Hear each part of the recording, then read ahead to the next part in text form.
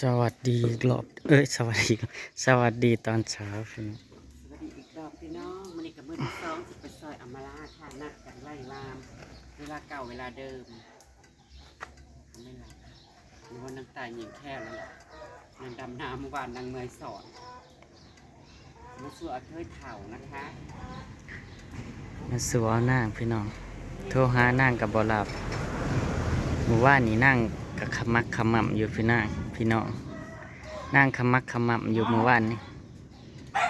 ตื่นแล้วบ่คือบ่ได้ยินส่งยินเสียงพี่น้อง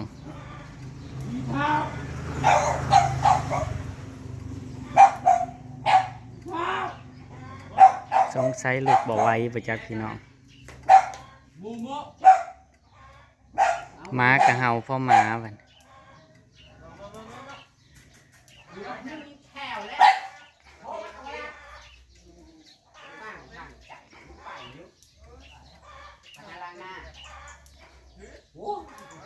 ฝุ่นน่ะสิตาย ว่านั่งยิงแขวสินตายฉันละไปอันนี้นั่นละ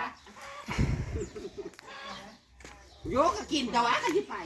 มันจะไปกินก็พ้นเลย แม่ไปใส่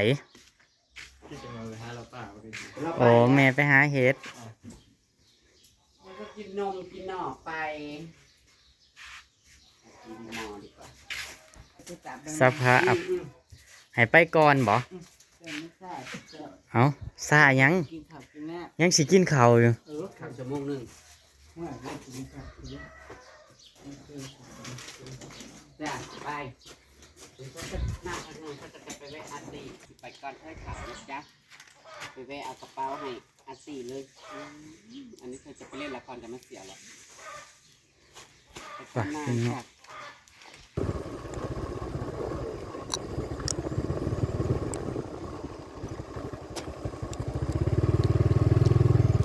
อาร์ตี้เด้อ้าวทำอะไรที่ป่าอ้าว ไปหาเห็ดบ่ไปแต่เฮิงแหละ เอ้า มันไปหา ขึ้นรถของพี่ประชา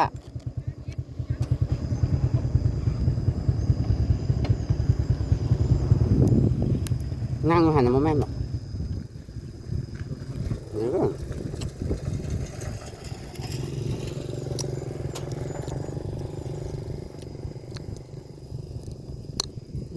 ยังไงพี่น้องรถผม จะแม่นขี่บ่อยเนาะ ขี่บอยหรือขี่บอย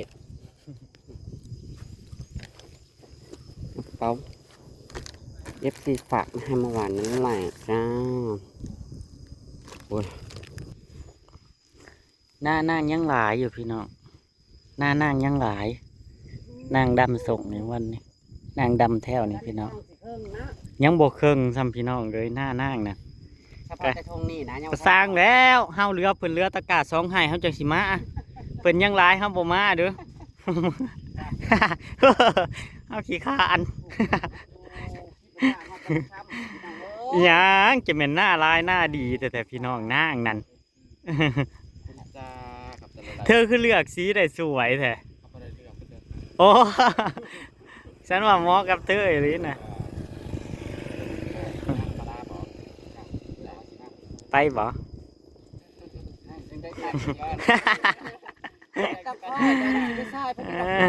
สิได้มาซอยอยู่พี่น้องสิได้มาซอยนางเด้อนางยังหลายอยู่ดอกหน้านางนั่นบ่เบิดง่ายดอกพี่น้องยังสิมีเฮาดำอยู่ดีแต่ว่าหน้านางน้ำหลายอยู่พี่น้องมีทุกให้อยู่น้ำกำลังดำกำลังพอดำมันนะพี่น้อง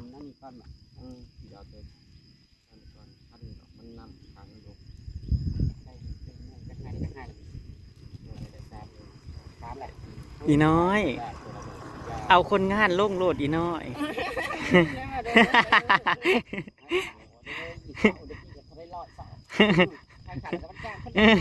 โอ้ยเงินมันก็ออกอยู่ โอ้ย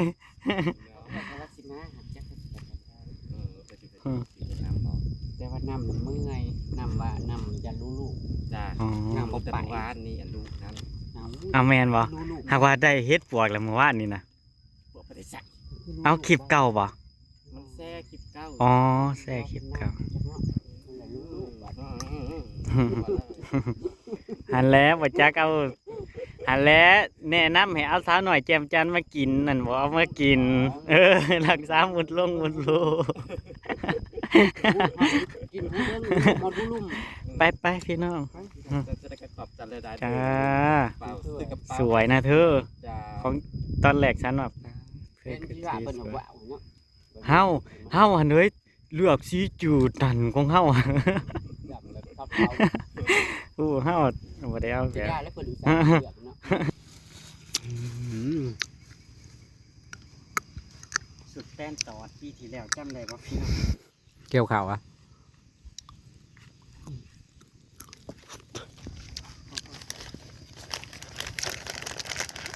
มันจะใส่สุดเหล่าค่ะ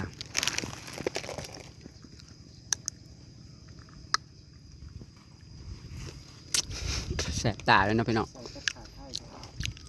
เมื่อวานพี่น้องบอกเฮ้ยสุด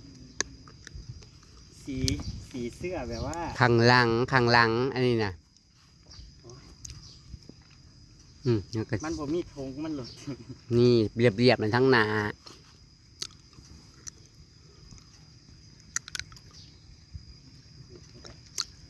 ตอนเช้าๆนะนั่งกินอาบนะล้างหน้ากินข้าวพี่น้องเอ้ยนั่งเลยมาก่อนนั่งวะอื้อหือ โผล่เนี่ยน้ำโผล่ตายเลย ทำฮอตบะหมี่ยังก็ทำโผล่เนาะพี่น้อง น้ำโผล่แต่พี่น้อง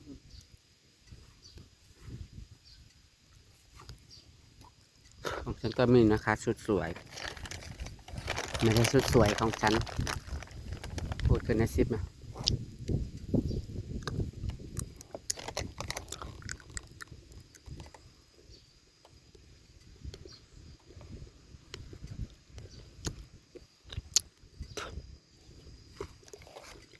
วันนี้เราก็มาเวลาเก่านะคะตอนนี้9 โมงมันดึกเคยค่ะ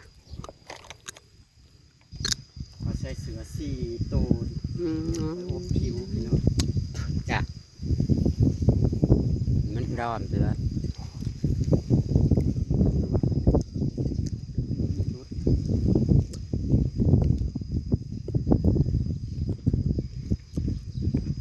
เร็วๆฉันก็จะเปลี่ยน เปลี่ยนสูตรก่อนเอ้ยแปลงร่างกันพี่น้องก่อนลงเนาะพี่น้อง มาแล้วเว้ย แง่เท่าบ่ นั่นบ่ แม่นตีบ่ได้แม่นไอ้สิไหวขนาดนั้นกลัวนางสิกินข้าวนางมากินข้าวอยู่พี่เฮือนเทิงพี่กลัวนางสิอาบน้ำอมฤตนางออกแต่เฮือนนางต้องอาบน้ำอมฤตเอ้ยมันจะได้คังได้พี่น้องออกจากเฮือนน่ะแง่เท่าน่ะ แล้วทำไมเขาเนี่ยประดุมไม่ได้ บ่แม่นนั่งไหวขนาดนี้แล้วห่วยสิตบมือให้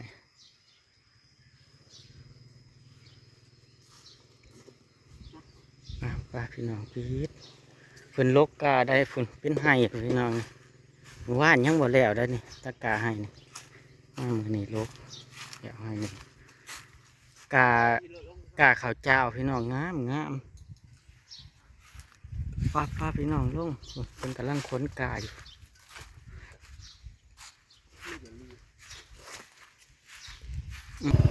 นี่ก็ไม่ใหญ่ลีเมื่อวานหยุดโลกาเมื่อนี้ดำลุยลุยลุยลุยลุยลุยโอ้ยลูกไผ่เนี่ยยังเขาก็ตื่น รถท้ายเขากินกับ มาขายอยู่ตรงนี้นะอะไร ร้านที่อยู่ดีท้ายหมองคนดำหน้า เจเลยนั่นมาหอดผีเลยไว้เด้อสิหาพ่อแม่ลูกนี่เขาลงแต่เช้าเด้เขาลงแต่เช้าแล้วเขาก็ขึ้นแต่เช้าพร้อมขึ้น10 โมงแล้วก็ขึ้นจ้างบ่เจ๊จ้างบ้านนะ เมาทางนี้ก่อนมือหนาสิมาเมาของเจ้า โอ้เล็งเลยพญาสร้างเล็งเลย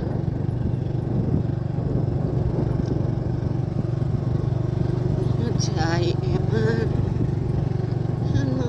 จากต้องซื้อจอดวันนั้นไม่ใช่ไม่กระแดดไม่ได้จอดใกล้รถนั่งนะ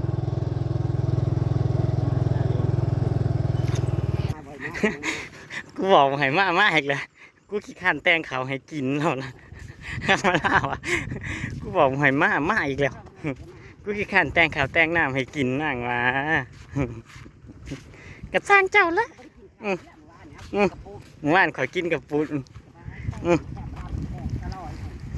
ขอยบ่ได้กินอยู่ขอยบ่ได้มาแบบว่ารับจ้างนั่นกินอยู่นอนนับเนาะหัวจำเมื่อกับมือสร้างเจ้าแล้วเจ้าบ่แต่งขอยกินขอยกะขออยู่ขอกินคือเก่า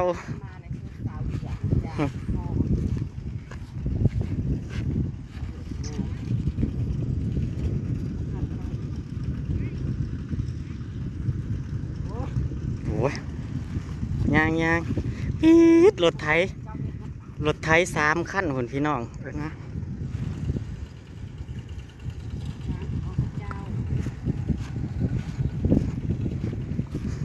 ผู้หนึ่งไทยผู้หนึ่งขาดพี่น้องมันจะได้ทันคน เขาคือแนมขากแต่เขาคือแนมขากแต่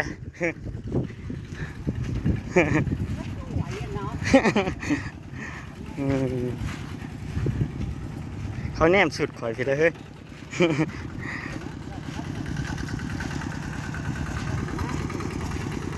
จะพูดดำน้าบ้านเนี่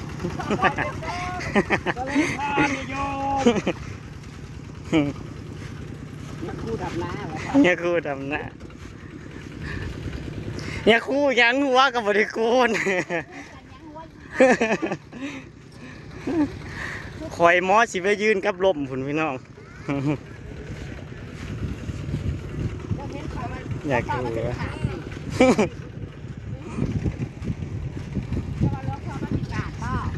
อย่าหัวจะอย่าหัวควันข่อย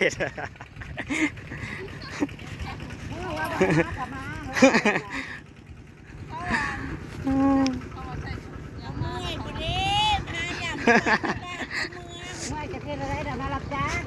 เมียนี่จะเป็นเมียคืออาหารในลูกเจ้า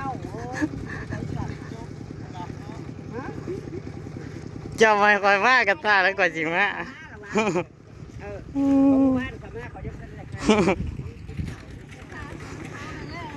นั่งเท้าพึ่งตื่นนั่งเมื่อยสอน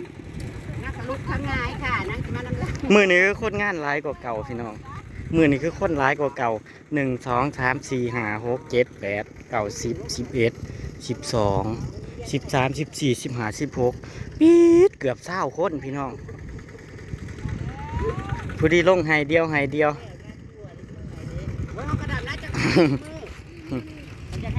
เจ้าดำจักมือแล้วแม่เสี่ยวอาทิตย์หนึ่งแล้วแต่พี่เลื่อนลงมือแหละคุณมวนบ่โอ้ยได้ผัวรวยแล้วนั่งชูเห็ดนาค่ะหน้าสินมุนมั่งที่แม่ปั่นหายที่ดินเจ้าก็สิขายค่ะสิขายกับผัวพังเอาเด้อผู้ใดรวยเลยติดต่อมาผู้ใดรวยเลยติดต่อมามาล่าเด้อพี่น้องยักษ์ปากห้าได้จะบอกเป็นบุญมีเนาะไฟชีเป็นหมักบุญมีให้หน้าตากาที่แม่ฟันไหนกันสิกายไปอยู่กับบัวสิกายกินจนบ่ให้หน้าตากา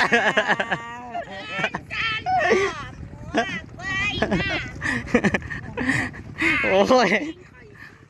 ไปเป็นตายหน่อยให้ยิ้มพีคือเป็นยุ่งทางในสีเขียวนะคะเบียดประดับหน้าเลย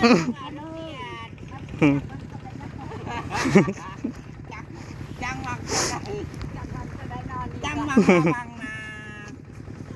จังไหวบ่จังหวังระวังไปพี่น้องติดตามคลิปหน้ากันละกันพี่น้องขอบคุณพี่น้องเข้ามารับชมนะคุณทุกกำลังใจทุกการติดตามนะพี่น้องแล้วก็ที่ไม่ข้ามโฆษณาด้วยเนาะพี่น้องไปแล้วพี่น้องสวัสดีครับโอ้ได้กับป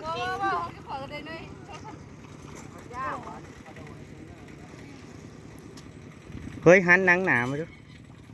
เ